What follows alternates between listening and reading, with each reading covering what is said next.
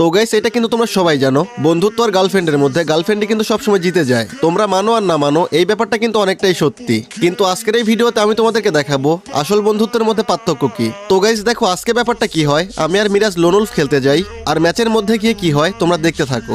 দেখো গাইস, এই ভিডিওটা কিন্তু এনভিডিয়া ইনস্ট্যান্ট রিপ্লে থেকে নেওয়া, কারণ গাইস আমি আগে থেকে জানতামই না আজকের এই ম্যাচের মধ্যে এমন কিছু হবে।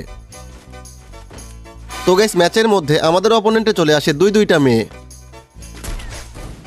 তো প্রথম রাউন্ডে কিন্তু আমি একাই গিয়ে দুইজনকে মেরে দেই। তো পরের রাউন্ডে মিরাজ আগে যায়, এরপর শুরু হয় আসল কাহিনী।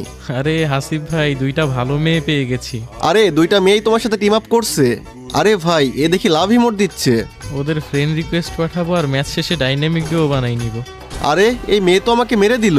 হ্যাঁ, তোর ডাইনামিক ডুওর মাই দেব।